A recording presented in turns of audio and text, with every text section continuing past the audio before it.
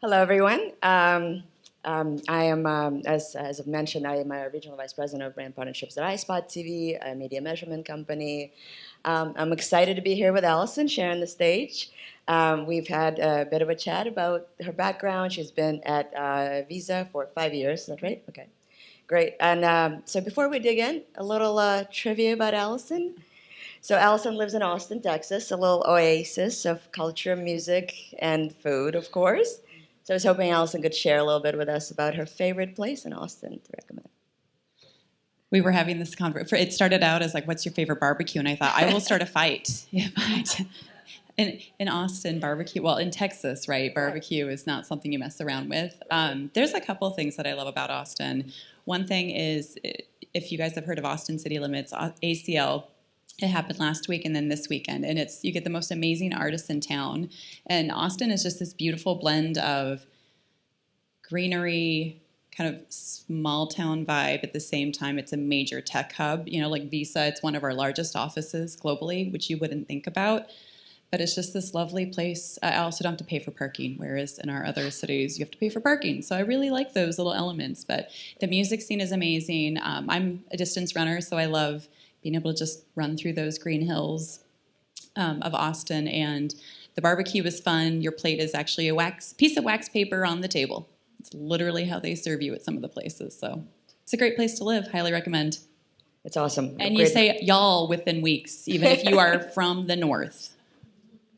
It is very addictive, that y'all. Yes. Flows so well. Okay, let's dig in. So as the head of, what are we, Global Brand and Creative, right? The title has changed recently. Global Head of Brand, yep. Tell us a little bit about your role at Visa currently. What's your responsibilities? Yeah, I came in originally leading brand and digital for some of the Visa acquisitions. My role has evolved over the years, and I think that's one of the fun things about career. And when you do work for, especially a large organization, as there's different fires in different places of like new interesting opportunities. If you're, you work hard and you treat people with kindness, you get the opportunity to shift around. So I've done brand and digital. I've done corporate marketing, which is where you'll see my title there because I did that for a number of years. And then recently I went a level within the organization higher of owning more things, a very large part of the Visa portfolio for value-added services. So now I lead strategy, global brand and creative, and it's an amazing job to have. Sounds fascinating, a great journey. Those large companies offer that opportunity to be able to travel across, which is great. So as a head of value-added services, right, can you tell us a little bit about your approach to go-to-market, right? How do you take it from vision to meet market execution to results, kind of at a high level? I love strategy. I think it's one of the most interesting things to figure out, like there's an opportunity, there's a problem. I was mentioning the other day, I started out more on the B2C side. I was at Dell Technologies before I came to Visa. When I got to Dell, I had a panic attack. I'm sitting in my little cubicle and suddenly realizing, oh crap, like Dell's revenue primarily comes from B2B. Like that is, you can buy a $1,000 laptop, whatever, or you can have a couple $100 million deal on virtualization or these very technical things. And I just had this panic attack of crap, like I do not know B2B marketing. And you learn very quickly, it's just you're marketing to people and you're solving a problem. And so I love strategy because you're thinking about, you're identifying something that we know is a problem, or you're identifying there's an opportunity we didn't even dream was something that was possible, and you're thinking, how can I help this person get there? And as a marketer, I love strategy because I can think outside of marketing. So I work very closely with product, I work very closely with sales, and it's about ultimately how do we move the company forward. So for me, it's really, again, identifying a problem in the world, an opportunity in the world, and then how do I get that in the hands of people to help them? And then part of that comes into the marketing element of marketing means we get to talk to customers, so we help to identify that, but we also get to message in a way that resonates of like, oh, okay, I can connect. They're using my language. I understand what they're talking about. And, like that's the secret sauce of marketing is speaking the same language in a way that they go, it. Right, absolutely. Creative messaging is super important, as we know. So how do you handle that in this current fast-paced digital-first environment, right? Everything is changing. We have so many different ways to deliver the message, so many different channels. How do you manage that message across all of those messages and yet maintain the trust of your brand, right? Which you've earned for decades of being around. It's this interesting blend of the places we can have conversations are changing, but they're still conversations. And so it is this, like, where are the people? Who are you trying to reach? How do they want to engage with you? I actually had a really interesting meeting yesterday with one of the partners here, and it was, like, this company had done testing for Gen Z in TikTok, and it was actually, of the different channels, that's where it fell flat, was the messaging in TikTok. And you think, like, oh, well, Gen Z, of course, TikTok, like, that's where I should be. But that's why testing is so important, because you do have to understand all the channels and all the opportunities, but it's where your customer's preferring to engage with you. And that's why I think technology is also so important. And it's this blend of humanity and technology of, what are the metrics telling me in terms of, like, oh, I'm actually seeing engagement here. I'm seeing movement, everything from upper funnel brand. People, we're increasing trust. We're increasing the perception of what people think of us, down to, like, the very easy to measure. And sometimes the battle that I have of performance marketing is, like, you can measure that click. And so everybody's like, oh, well, performance marketing is like everything. We should put all our money there. And they forget brand exists, which is what created the journey. But it is this mix of, like, following the metrics, but not losing the humanity of the message doesn't change that much. It's the vehicle that it's delivered in changes, and combination of technology to help you understand that. But occasional, I think, also in-person validation of, like, is this right? Right, because different channels serve different purpose too. So how do you speak to the customers about your brand, your narrative through the television or CTV or something like that versus on TikTok? It could be, the message still has to be consistent, but delivered slightly differently, right? Oh, yeah, I mean... And the metrics that you get out of it, to your point, it's brand affinity versus maybe sales or something a little bit more hardcore. Yeah, because you get, like, maybe 10 to 15 seconds on some platforms. Exactly. And others, you can do long form. And it's very different in terms of people's expectation. Our brains... I hear, you hear the goldfish mention of, like, our ability to pay attention. We still can pay attention for longer amounts if we want to. I think it's just the expectation that's been set with certain platforms. I delete Instagram off my phone during the work week because I do not have self-control. The same thing with TikTok. In 2020, my husband takes our kids away for the summer for a month to be with his family for a little bit, downloaded TikTok, and I was regularly staying up till 2 a.m. during the work week because I'm like, oh, just one more. And then, because they're 10 seconds, and then suddenly you're like, oh, crap, rabbit hole. So it is, yes, by channel, and then understanding that it's how much time you have to tell your story and provide them with what's something they find value in. I can relate to being sucked into some social media myself. And yes, I do the same thing. I turn it off because otherwise it can be a time suck and difficult mornings. So speaking of messaging, then there is a concept of personalization, right? So we're living in a highly personalized world. Every brand wants to speak to different consumer differently. How do you handle that multitude of targets? And do you go with different messages to different targets, or do you feel like there's a importance of kind of consistent higher level brand message that is enough to get the results that you're trying to achieve? I would say when you're with any brand, I don't care what size you are, you should have a core message as to who you are, what you accomplish in the world. And then there become ways that you tailor the message, you personalize the message. And that comes down, we do personas. So we do look at who you are, like what your pain points are. And I work on the B2B side, but then B2C as well, because ultimately the businesses we're selling to, they are selling to consumers. And that's the value of Visa, is that we know our consumers very, very well.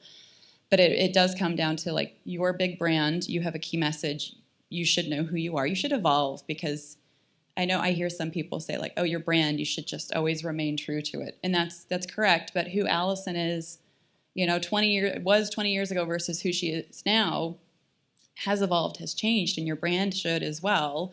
Or I think, honestly, something's broken, because also maybe you don't like who you were 20 years ago. Maybe something's needed to change, and that's great. But it is, your foundation shouldn't, should be the same for all customers. It's the sub-threads that become personalized. And then something that was really interesting at dinner last night is then with ChatGPT, generative AI, et cetera, it allows you to do versioning very, very quickly. And that, I think, is where we're going to see more personalization, is through AI is not new. Machine learning is not new. It's just truly, I mean, one thing about, you asked about Austin, South by is a huge conference there every year. I remember, there's always some buzzy thing. And I think 6 years ago it was VR. The whole world was going to be VR. But we are not walking around with headsets. Like, I don't own a headset. I don't own the glass. I don't own none of that stuff. But generative AI, when it was a big topic last year, like, that actually, I think, has transformed the way a lot of us work. It allows us to get past writer's block. It allows us to do all these different things. And so for personalization, I think it helps us with versioning very, very quickly. But we need to understand our core message. Yeah, I agree. I know we talked about that yesterday, and I agree. A lot of people kind of have this fear of AI, but I think it's going to open up opportunities because it's going to speed up certain processes that we can. I always think of industrialization, right? Yeah. Industrialization took some manual work away, and we were able to generate something new and exciting. So I believe in humanity, and that we're going to create something new on top of what is provided to us by technology. Okay, so we talked a little bit about creative. So when you think about your creative message versus, let's say, media placement, where you run your media, is creative designed to convert, or is it the media? How do you think of the two components? Do you think of them together? Do you think of kind of, what's the role of each? I think we need each other. I loved, when I came into Visa and my role was brand and digital, I actually had not seen that role exist before. And I'm a person of faith and was looking for something, to do something different, and it was literally something I prayed for, was wanting to be able to use both of these skills. And all of a sudden this role actually was, somebody reached out, my COO reached out on LinkedIn, and somebody had given her my name of somebody she should talk to, and she was reorganizing things, and this role was being created. And so I came in brand and digital, and I love it because it's the need to establish a long-term strategy, which is brand, which generates demand. So we need, for media mix, we need the placement of, you understand what your brand is, you love it, affinity, you try, like Visa. I hope you all feel that your data, your experiences are very secure and stable, because we are next level security. Like, I just not met another company who, legal wouldn't like me saying that because I always have to asterisk everything. But I mean, it's very, very secure. So I would, as a brand, you should all feel very secure. And that is a common message. But there is this, there's big brand, and then there's last mile marketing, and it's a race together. I think of the Olympics, and you have the relay races. It's a relay race. I love the concept of the relay race. Yeah. In my previous company, actually, when we did multi-touch attribution, similar as at iSpot, right? And you always think about, where do you start? How do you pass the ball, or whatever the baton, whatever the sport might be? It could be a basketball analogy or a relay race, but everybody kind of works together to achieve that ultimate goal. And the number of opportunities is endless today with the channels available to us. So that's great. Let's talk a little bit about measurement. So how do you know that your message is resonating? What tools are you using today to be able to say that, yes, I made the right decision, this is the right message or placement, whatever it might be? Kind of what's at your disposal today for quantifying that? There are so many. I do love tech. I've worked in tech for a long time. There are always going to be shiny tools, and I like to have conversations and understand what's out there. I love these types of events because I get to meet so many smart people. It's one of my most favorite things about getting to do these things, so thank you, brand innovators. And learning what other people are doing, it's meeting with people such as yourself of, what are you guys seeing and what are you delivering and the impact you're seeing with brands, so that I can learn different things. And so we have certainly we have a tech stack, and we're always looking at how do we make that tech stack smarter without being overly complex or actually creating noise, because there is a point where you're like every single shiny thing, and you're actually now creating noise. And for a tech stack, you really ultimately want it to be something that flows well, that truly is talking to each other the right ways, that from a measurement perspective ultimately gets you what you're looking for, which is this doing a good job? Is it doing what I want it to do? That's, I think, another thing is, like, many times in my career, it's been, well, what do you want this to do? Like, what's your objective? And I find people say, I want it to do these 3 things. And you're like, no, you have to choose. So do you want it to be brand building? Do you want it to be long-term? Or do you want it to be last mile? Your message will be different depending on what you're trying to accomplish.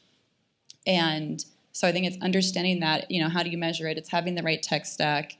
And it is also just knowing what the right questions are to ask. My first job was in market research. And so that's all about question asking. And it's all about the quantitative and the qualitative. As an introvert, my first job was calling people on the phone and asking them questions. That's really painful. I don't know how I honestly, I'm like, I didn't have Xanax. I had nothing. Like, I have no idea how I did it, but I did it. But it taught me this amazing lesson of the need to ask questions in volume, and then also the opportunity and the need to listen. So measurement it's that quantitative, and it's the qualitative, the fact check. It also comes down to, why do you need diverse teams that you work with? It's because we fact check each other and we see things somebody else doesn't know. I was actually Casper Lee, who I met during the last few days. We were chatting, and then talking long distance running, and he was like, "Oh yeah, I use the Run app." I'm like, "So do I." We realized I was probably one of the first customers, because it's only been around a few years, but it's just grown exponentially. But it was this matter of knowing your audience, knowing the measurement, and knowing ultimately what you want to get out of it. Yeah, I agree. I often have this conversation in my work, right? When clients are looking at, how did my campaign perform? Yeah. Well, what was your objective?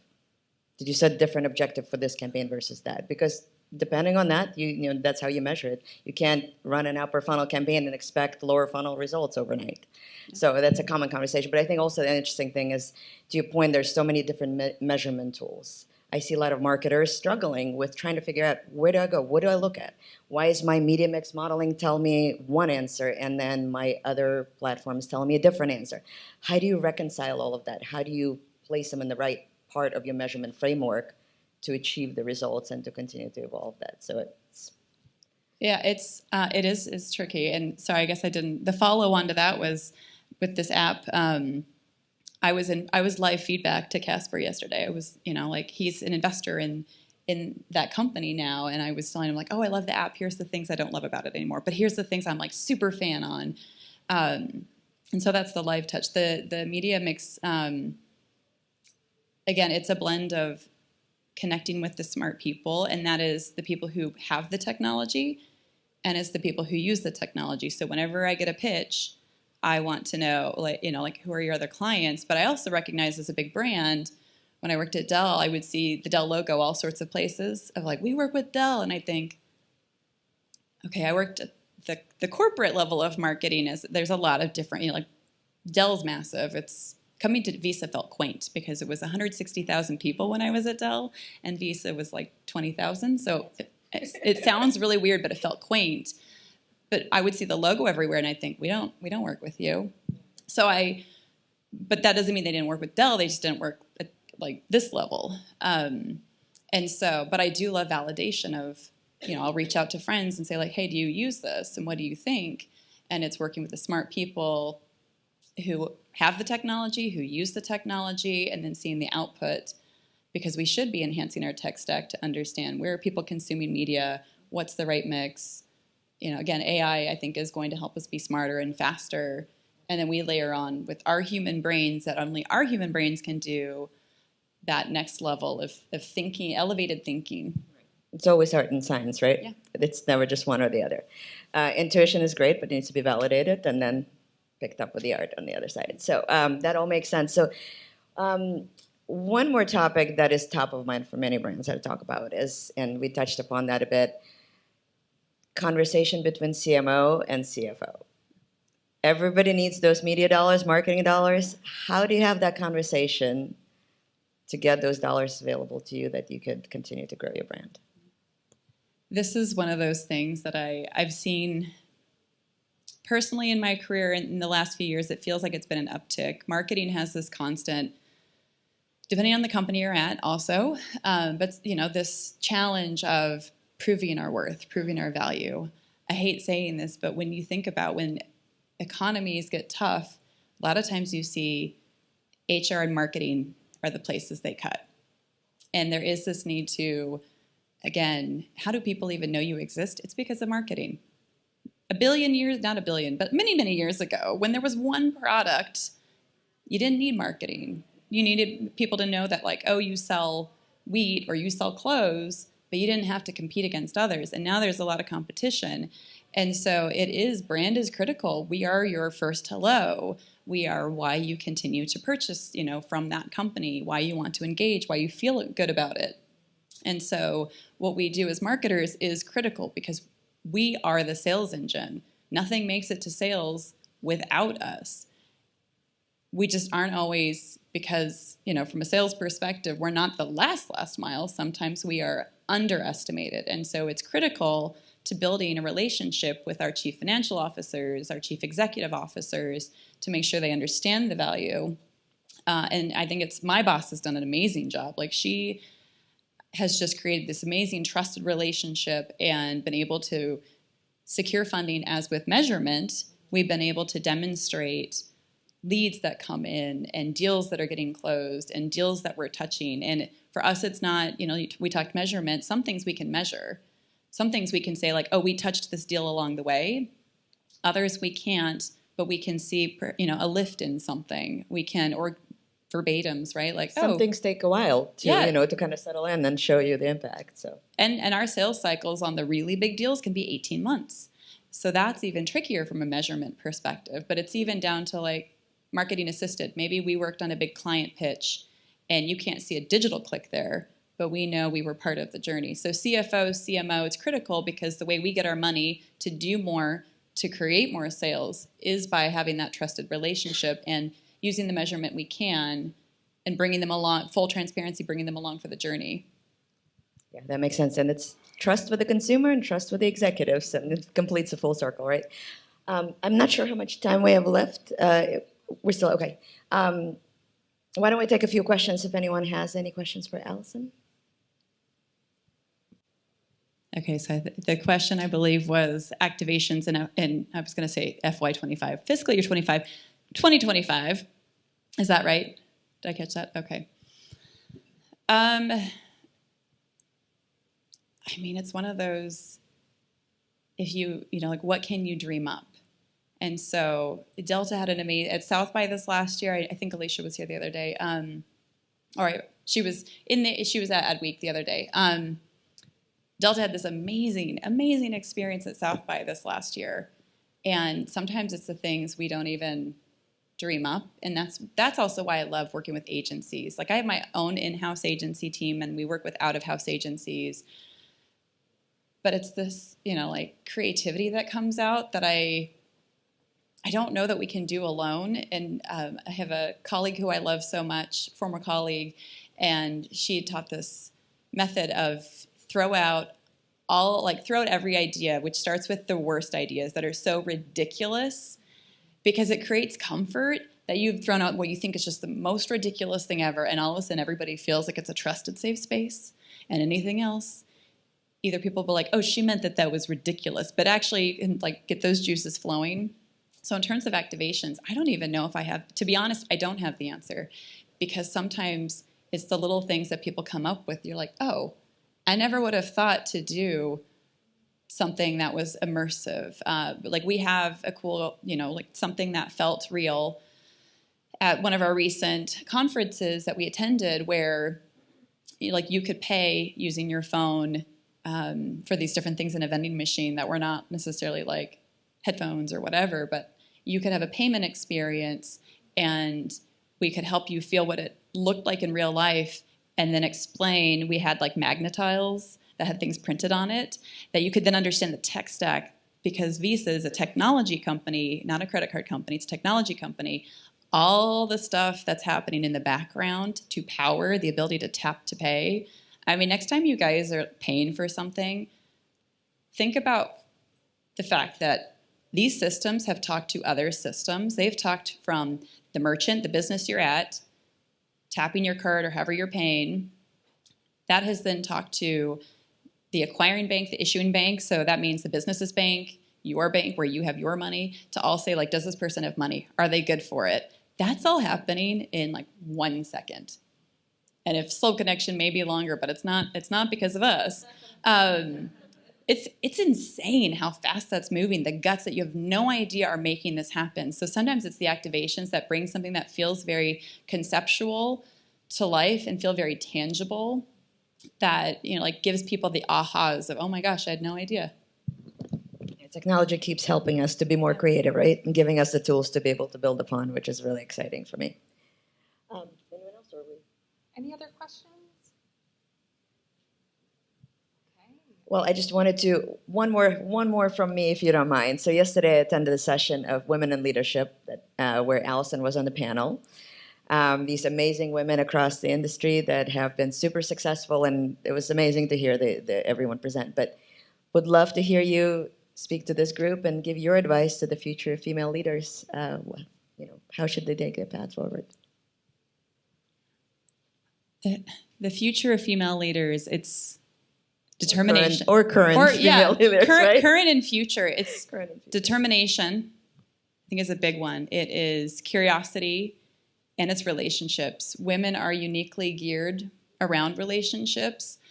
When I run, I listen to books, so I'm listening to an Adam Grant book right now, and I didn't know where the term soft skills came from. It's a military term. So you had, in the military, they would need to learn how to use firepower, like things that are literally a gun is hard. And they recognized in the military how important relationship skills were, how important some of these other skills were, and so the opposite of hard is soft. And that's how we came with the word soft skills. And then actually they recommended a few years later that they rename it something other than soft skills, because in the military, they didn't want to be like, oh, well, I'm soft. Like, it sounded negative, and it never ended up getting renamed. But the military recognized decades ago how important it was to have relational skills. That's something that women, it is a superpower. We tend to be very intuitive. We tend to be great at relationships. So it is your determination, it is curiosity, and it is relationship building, including with the men that you work with. Men are our most important allies to make sure that we're progressing and that they I'm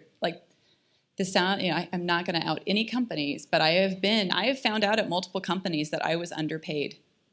And the way that I found out was my male friends and being transparent and sharing what I made, and then getting the, oh. And then, wait, what do you mean, oh? Like, what? Is that bad? Like, what am I making is bad? So male relationships are critical because it's how they get exposed to, like, oh, there's something broken and there's something not right. It's them knowing there's an opportunity to take amazing talent and put them where there is a need. And the last part is companies who like money, which I think are all companies, right? Like, we all like bonuses. We all want paychecks. Companies who have female leadership at the very top perform better fiscally than companies who do not. So it's the relationships, it's curiosity, it's determination, and frankly, it's the facts, just like the one I gave. Don't be afraid to speak up about it, right? Thank you so much. Alison, thank you so much for your great insights about the strategy of ESA. Great to have you on stage. Great to share the stage with you and get to know you better. Yeah. Thank you guys very much.